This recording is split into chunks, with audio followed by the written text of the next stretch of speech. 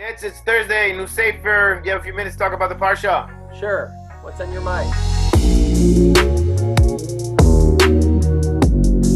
So, new Sefer Shmot, and let me tell you what's on my mind. Actually, a question that's been bothering me for years. We all know Moshe Rabbeinu grew up in the palace. He grew up by Pharaoh. He grew up by Pharaoh. And even the Torah tells us twice, Vigdal, at the end of Rashi, beginning of Sheni. And Rashi points out that one was he grew from being a baby to being a young man. And the second one was that he grew in stature, that he actually had a place in the royal family. He actually had a title. He had a job within the kingdom. And the big question is, when Moshe Rabbeinu goes out and sees the Egyptian kill the Israelite, Torah doesn't tell us that this Egyptian was somebody important or something special was going on, and Moshe Rabbeinu decides to kill him. And the big question is, why does Moshe Rabbeinu have to worry so much to run away to Midian and Pharaoh wants to kill him? Why was that such a big deal? If he's part of the royal family, you would assume he can make some decisions on his own, and even if he made a bad decision, he will still get help from Pharaoh or somebody in the palace that will help him. Why does he have to run away all the way to Midian because Pharaoh wants to kill him for that thing that he did? What exactly did Moshe do that made Pharaoh so upset that made him run away? Well, I think to really understand this, we have to notice a word that repeats itself again and again and again throughout the entire Parsha. The word is ish. Ish literally is translated usually as man, but this word repeats itself again and again, and I think if we understand this word, it will also answer your question, but also shine a whole different light on what's going on here and on what's so unique about Moshe Rabbeinu. You know, right there, when Moshe comes out, before he kills the Egyptian, it says he turns to the left and to the right. Vayar ki ein ish. He says there is no ish. And then he goes and does what he does. And we see that the next day with Datan and Aviram, when he tells them to stop fighting, they turn to him and say, Mi samcha leish? Who made you an ish? And that's when he notices that something's wrong and he decides to escape. What does this term ish actually mean? There's a rule that whenever you truly want to understand the meaning of a word in Torah, you need to look at all the places it appears in Torah, but especially in the first place it shows up. So where does this word actually show up for the first time? So if we go back all the way to the beginning in Bereshis, when the woman is created, Adam Harishon calls her an Isha, just like the Ish. And then the next pasuk says the following: Al ken ya'azov ish et aviv ve'et imo ve'davak be'ishto v'ayu lebasar echad. Because of this, an Ish will leave his home, leave his parents, and form a new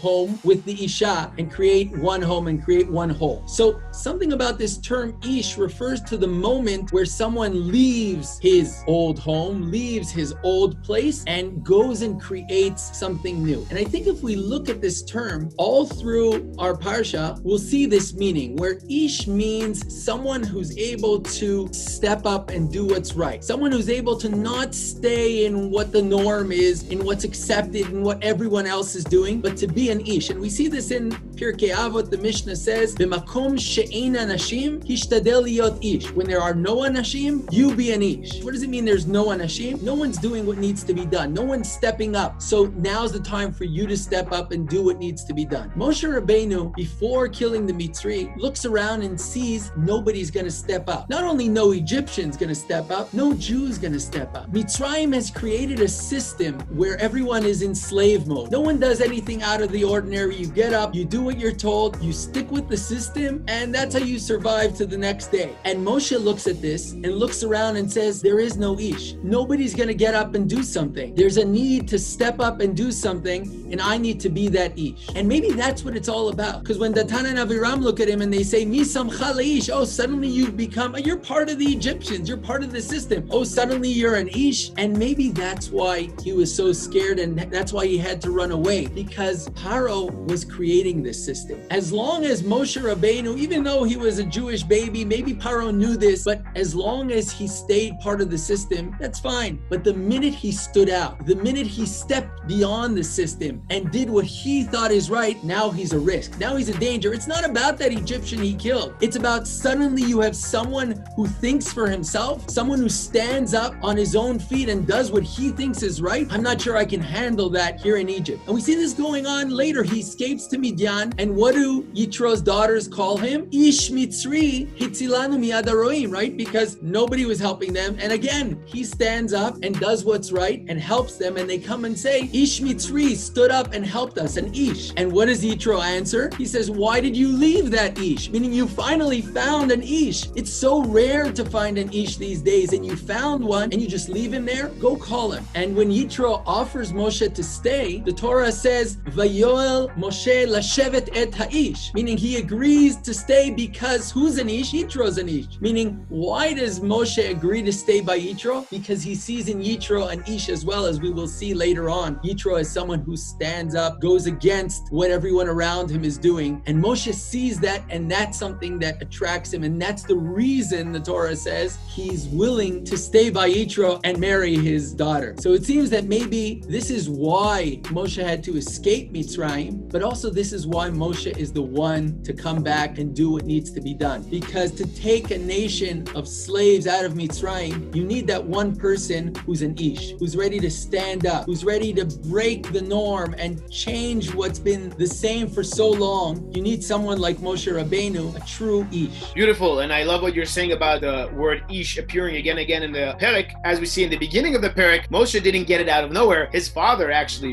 Ish mi Beit Levi vayikachen bat Levi, his father already was an Ish. And the Torah calling him an Ish and not by his name, as to tell us, like you were saying, that he went against the mainstream, against what everybody else was doing. Everybody was saying, why should we have kids if they're going to die in the lake anyway? But no, Amram got up and he went and he had a family, and that's how Moshe was born, out of Amram being an Ish, like you were saying. And you mentioned the Mishnah and Abba, the Hillel, that says, it's very interesting, the words Hillel shows, Hishtadel Yot Ish, try to be an Ish, and the Rambam over there explains that Hishtadel comes from the word to battle, as we find by Vaye'avek Ishimo. Unkelus translates Vaye'avek as Hishtadel, meaning to say that it's not easy to be that Ish in a situation where there's no Ish around. It's not easy to step up and do the right thing. It's not easy to be the one who is a person, who is an Ish, when everybody else is ignoring, everybody's turning a blind eye. Nobody wants to do the right thing. You have to battle it, and sometimes you even have to battle with yourself, saying to yourself that you're not worthy. And again, like the Tiferet Israel over there explains, Hishtadel Yot Ish, that sometimes even when you are not worthy, when you don't see yourself as the top one, as the smart one that can teach others or that can be better than others, it doesn't matter. It's also talking to the Beinonim, to the middle ones. There's always somebody who you can lift. There's always somebody who you can show the way to. The world is always in a need for an Ish or an Isha, like you were saying, Ish Lukach Hazot, Ish Isha. The world is always in need for that person to step up, to be the one to show the others when the time is in need for someone. And again, it doesn't matter how big you are in your own eyes, there's always somebody that can learn from you. Like there's a known Chabad saying that says, you know Aleph Bet, there's always somebody out there who doesn't even know Aleph Bet that you can teach. So there's always something you can bring into this world, you can add into this world, and there's always a place for you to be that Ish, to be that Isha. In other words, Ish is not defined by you, by who you are, but by the situation and the need and your ability to step up at this moment. So you are the Ish for this moment. You know, it's interesting, this may explain the end of the Parsha, where Moshe comes back to HaKadosh Baruch Hu and says, Lama hareota lama zeh shlachtani, why'd you send me? Why'd you make things even worse for this nation? What's going on? Moshe Rabbeinu, he's turning to HaKadosh Baruch Hu and speaking like that. But maybe this is exactly what Hashem wanted. Hashem wanted someone who doesn't just do what he's told and stays part of the system. He wants someone who cries out to HaKadosh Baruch Hu as well and says, why is this happening? You know, I want to do what's right. I want to make things better, not make things worse. This is exactly the personality Hashem wants. When he comes back and cries out in the name of Am Yisrael, this isn't frustrating HaKadosh Baruch Hu. The other way around. This is exactly why he chose him, because he's someone who doesn't accept things as they are, is always looking what can be better and what can he do to make things better. You know, but sometimes this is actually something that could be dangerous, right? Someone who's always going to step up. That's why the Mishnah says, "B'makom she'ein anashim." Don't always push yourself forward. If you see there's no one else who can do the job, then step up. And maybe that word, Ish, is the words Aleph Shin mean Esh, fire. Because there's obviously someone who has a burning fire, who can't rest, who's like a fire, he wants to do something. But it's an Esh with a Yud in it, Yud representing HaKadosh Baruch Hu. If you put HaKadosh Baruch Hu in the middle there, then you can take that fire and use it correctly and use it when it's needed and be an ish, not just because you want to push yourself forward and you always want to do something, but rather because you're always looking, what does HaKadosh Baruch Hu need me to do now? And if there's a need, I'm there ready to jump up and do it. Love it. Beautiful. Shkoyach, Shabbat Shalom.